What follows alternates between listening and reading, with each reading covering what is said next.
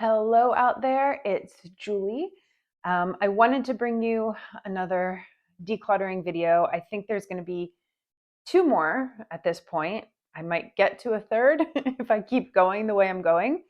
But because of this beauty right here, I will not be doing those videos. I'm kind of clumsy with this, and it's a lot to go through all of those decks with this big giant thing on my finger.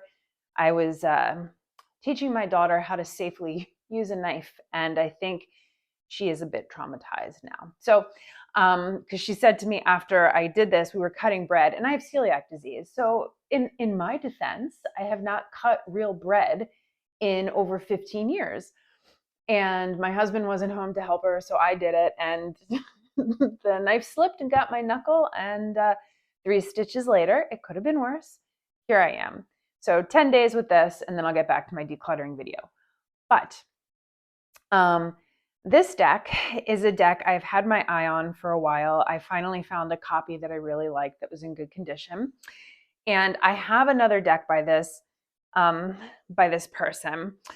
It's the Rose Tarot by Nigel Jackson, but it's more Pip style. And this, the Nigel Jackson Tarot, is fully illustrated. So I haven't even really looked through it. I just got this recently, but the cards are in fantastic condition. I mean, they don't even look like they've ever been used. So I'm just going to do a really quick flip through with you guys. Flip through, look through, look through. I love the artwork. I love that they're rich in symbolism, and that's really what I am looking for. Here, I'll show you guys the name while you're looking. That's really what I have been looking for in a deck, is one that's rich in symbolism, one that I can study, one where, you know, you can see the card and what it is, but also the artist's interpretation of it. I really like that. And I found that my decluttering, I think why I continue to get rid of more and more and more is because I realized that the collection I've amassed over the last 5 years was when I was doing live readings. And I used to do free readings live on TikTok. I would do free, like 10-minute in-depth readings for people. And I used whatever deck, I found that tickled my fancy at the time. And those decks were not as deep as the decks that I'm gravitating towards now. And there's nothing wrong with those decks, and I absolutely think that there's a place for them, but I truly want to study tarot. I want to learn tarot. I'm on this like journey through the tarot. It's my own tarot journey. Ugh, that sounded so stupid. But anyway, the words aren't coming to me at this moment, but I really want to dive into it and understand its history. I want to understand where it came from. I want to understand the alchemy, the esoterica. I want to understand, Thoth and Thelema and all of it. I want to know it all, and I want to know it now. But it's these kind of decks where the artist understands tarot, where the artist, you can see that the artist has studied tarot, that the director of the deck, even if it isn't, the artist and the director are different, they know tarot, they get it, they study it, they understand it, and it comes through in the cards. That's a little bit more of what I am drawn to at this moment. But one of my favorite decks is the Dream Vision Tarot. And I love the minimalism of it, but it's a deck that inspires me to read more intuitively, where when I have a deck that is chock full of symbols, there's so much to see. It can be difficult to read intuitively sometimes, and not all the time. Sometimes it's like, what am I drawn to first in the card? And I read based on the first thing I'm drawn to.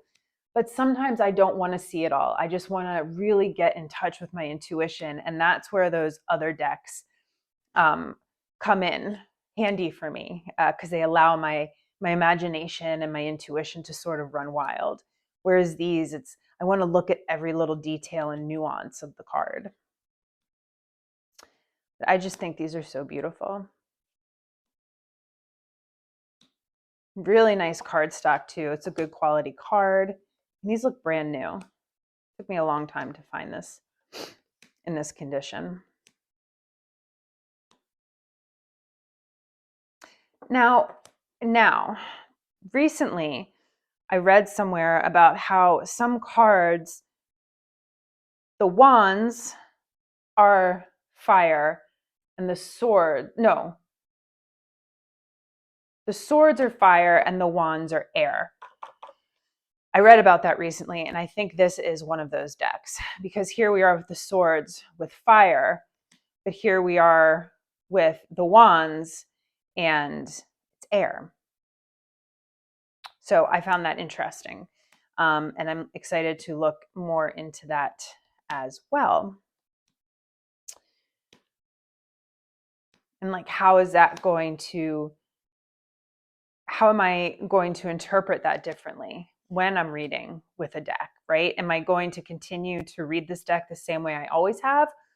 Or am I really going to dive in and, read it the way that it was intended to be read? And I mean, it'll probably be both, but especially in the beginning, if I choose to read with this, I'll probably read it as I know. But it's going to be interesting to try to flip, wands are air and swords are fire. I mean, swords are forged in fire, right? So that's kind of interesting. And here it's a stave, so it's like an arrow, which would make sense that it's air. But I really love this deck. I just think it's beautiful. I can't wait to actually dive into it. I mean, I have so many decks I have to dive into.